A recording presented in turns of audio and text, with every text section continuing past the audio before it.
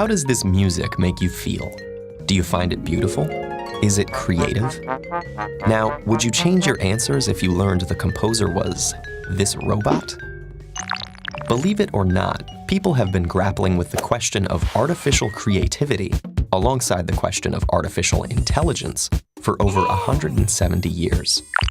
In 1843, Lady Ada Lovelace, an English mathematician considered the world's first computer programmer, wrote that a machine could not have human-like intelligence as long as it only did what humans intentionally programmed it to do.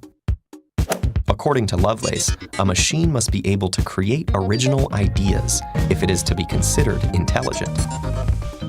The Lovelace test, formalized in 2001, proposes a way of scrutinizing this idea.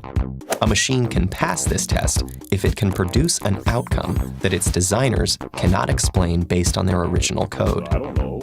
The Lovelace test is, by design, more of a thought experiment than an objective scientific test, but it's a place to start. At first glance, the idea of a machine creating high-quality original music in this way might seem impossible.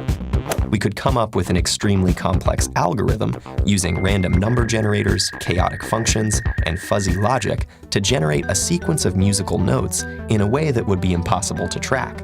But although this would yield countless original melodies never heard before, only a tiny fraction of them would be worth listening to, with the computer having no way to distinguish between those which we would consider beautiful and those which we won't.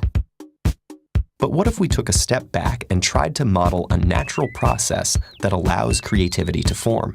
We happen to know of at least one such process that has led to original, valuable, and even beautiful outcomes: the process of evolution.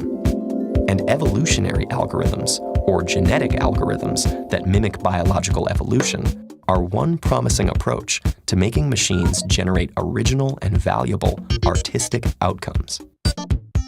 So how can evolution make a machine musically creative? Well, instead of organisms, we can start with an initial population of musical phrases.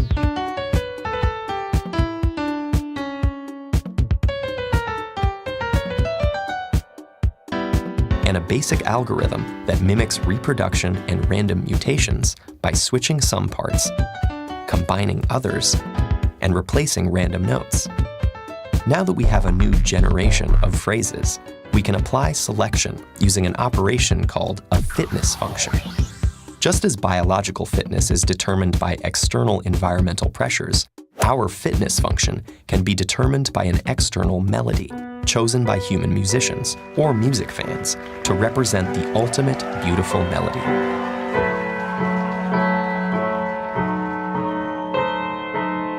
The algorithm can then compare between our musical phrases and that beautiful melody, and select only the phrases that are most similar to it.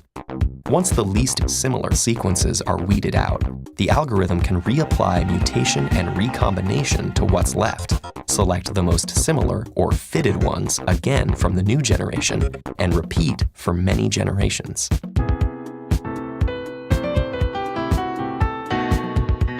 The process that got us there has so much randomness and complexity built in that the result might pass the Lovelace test.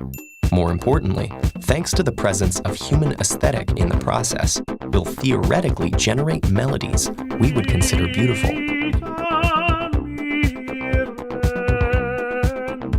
But does this satisfy our intuition for what is truly creative? Is it enough to make something original and beautiful? Or does creativity require intention and awareness of what is being created? Perhaps the creativity in this case is really coming from the programmers, even if they don't understand the process. What is human creativity anyways? Is it something more than a system of interconnected neurons, developed by biological algorithmic processes, and the random experiences that shape our lives? Order and chaos, machine and human.